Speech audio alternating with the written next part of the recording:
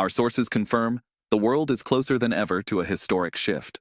As Western diplomats quietly engage in late-night calls, a surprising narrative begins to emerge. A potential peace accord between Russia and Ukraine, allegedly already circulating behind closed doors. Times Finance obtained insights from key insiders familiar with the process. According to high-level interlocutors in Washington and Berlin, drafts of a tentative framework agreement have been discussed in recent weeks. The document reportedly touches on ceasefire logistics, territorial status, and security guarantees, and while no final deal is on the table, the markets are already reacting. Gold surged 2.7% on rumors alone. The ruble stabilized. Gas futures dipped. Clearly, someone believes in peace. But what lies beneath the headlines, and why now? Let's look at the facts. Ukraine, after enduring a year of strategic attrition, faces an increasingly uncertain military picture. Western aid, once flowing, is now subject to political bargaining. The much-hyped Flamingo missile program, financed via Berlin, lies in ruins after recent precision strikes. The battlefield has shifted, but so too has the mood in Kyiv. Zelensky's team, according to our diplomatic sources, has quietly floated the idea of negotiations, but with conditions. Among them, Western-led air defense umbrella, UN-mandated peacekeeping force, and security guarantees from both Washington and Beijing. But as one senior French official told us off the record, they're asking for the moon. And everyone knows Moscow won't tolerate NATO boots near Kharkiv. From Moscow's side, the response has been restrained but firm. Foreign Minister Sergei Lavrov, in a recent NBC interview, reminded viewers of the Istanbul Agreement draft from 2022, which envisioned Ukrainian neutrality and reciprocal security assurances. The West walked away, Lavrov stated. If they want peace now, they must return to what was already signed, and then sabotaged.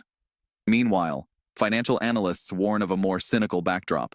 The so-called peace push may simply mask a deeper game, territorial swaps in exchange for trade normalization. Whispers of a potential Odessa for gas deal have circulated among Brussels insiders. If true, said one former NATO strategist, we're witnessing 21st century diplomacy turning into commodity trading. And here lies the real danger. Russia, analysts say, may accept a deal only if it includes hard legal guarantees, signed by the US, China, and major EU powers, that NATO forces will never be stationed on Ukrainian soil.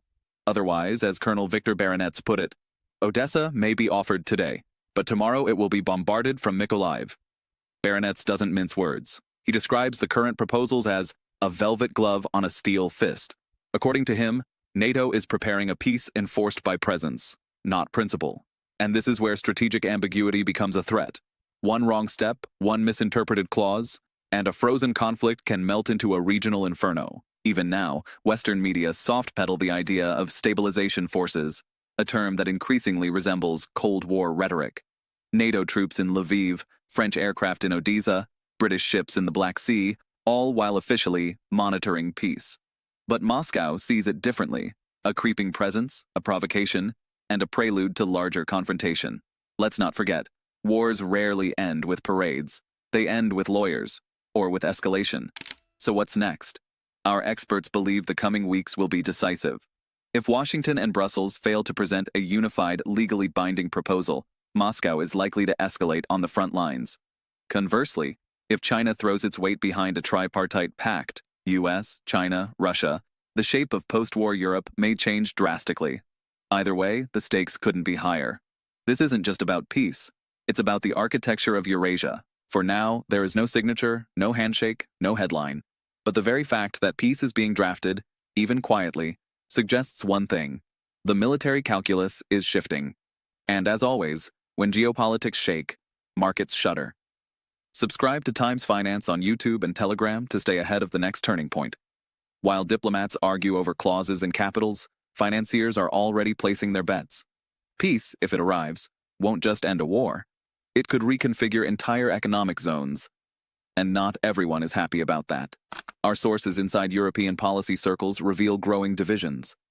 Germany sees in peace a chance to reconnect with the East, revive Nord Stream-like energy corridors, and unlock frozen logistics partnerships stretching from Kaliningrad to Kazakhstan. France, however, is wary.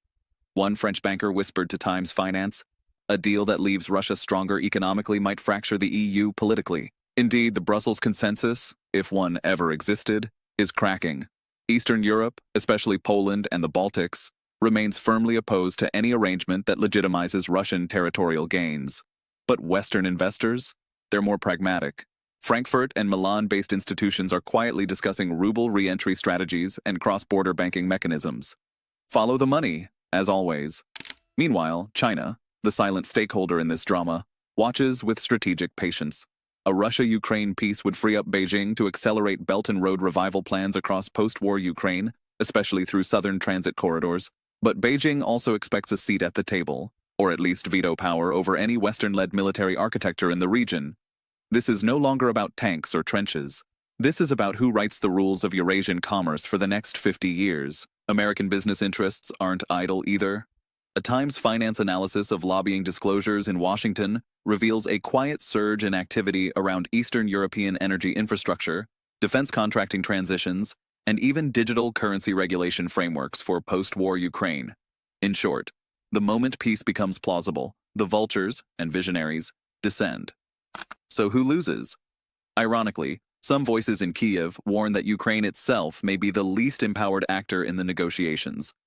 Having traded sovereignty for security guarantees and foreign aid, it now faces a scenario where its fate could be bargained over by those who bankroll its survival. One former Ukrainian official told us, "We started as a flag bearer of sovereignty. Now we risk becoming a bargaining chip in someone else's trade pact." Back in Moscow, the picture is clearer. Analysts close to the Kremlin suggest the deal, if it comes, will be judged not by Western gestures, but by hard deliverables. Lifted sanctions, restored SWIFT access, reopened ports, and formal recognition of territorial status quo. Anything less, and peace becomes just another pause. Colonel Baronets, the ever-vocal critic of Western hypocrisy, concluded in his latest briefing, "This is not peace. This is leveraged containment dressed as diplomacy. We've seen it before. Russia won't fall for it again." And he may be right. The ghosts of past negotiations, from Budapest to Minsk, haunt the halls of every conference center from Geneva to Doha. Trust is low. Stakes are high. And unlike previous chapters of this conflict, the financial world is watching with both eyes open. Because this time, peace has a price tag. And someone's already writing the invoice. To follow every twist and turn in this unfolding saga, subscribe to Times Finance on YouTube and Telegram. The story isn't over. In fact, it's just beginning. And then comes the twist no one predicted.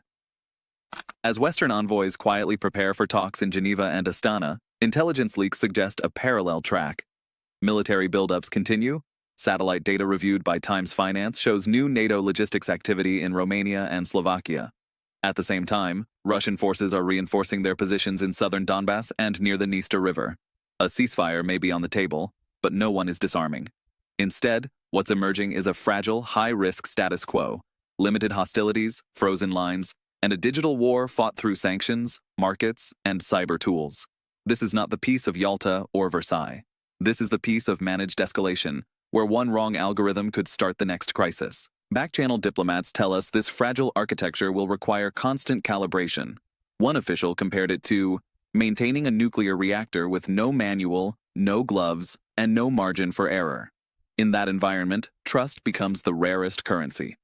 And speaking of currency, the financial world prepares for what some call the post-Ukraine reset.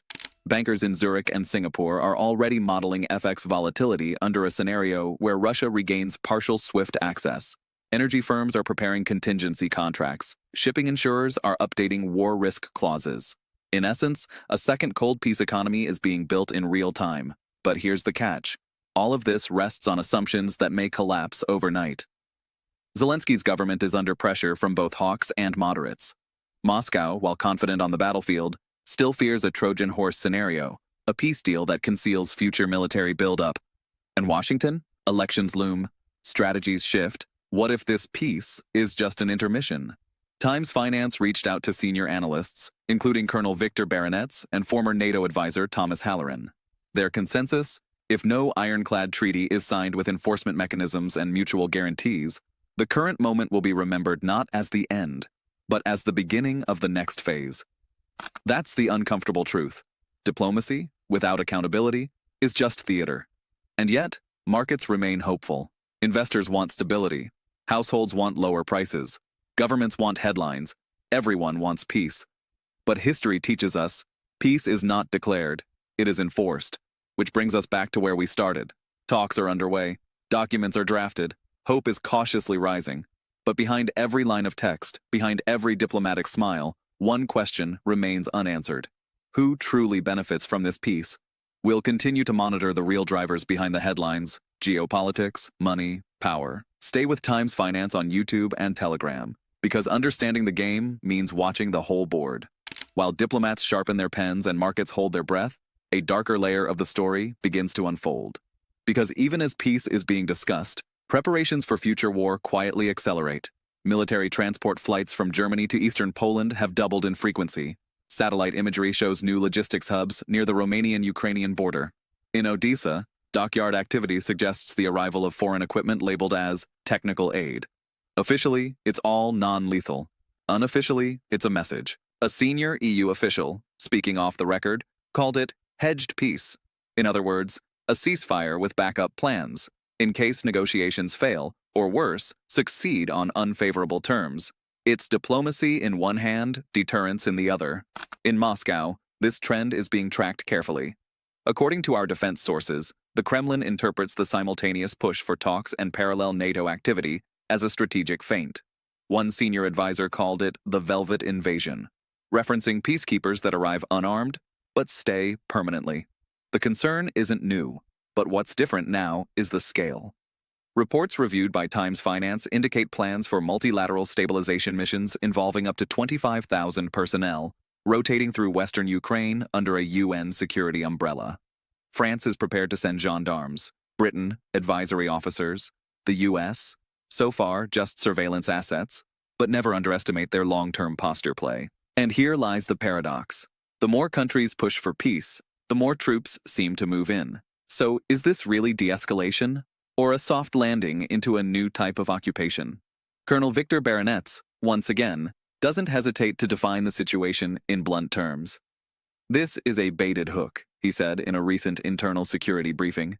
You offer peace. But only if we accept foreign flags near our borders. That's not peace. That's perimeter warfare, with polite paperwork. Meanwhile, Russian forces are not standing idle.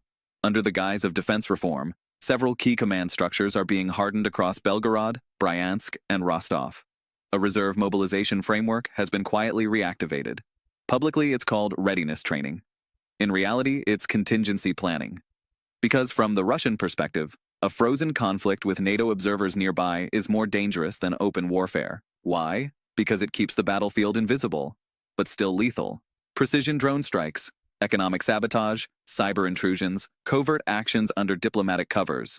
The new battlefield isn't front lines. It's airports, data centers, and supply chains. And financial systems aren't exempt.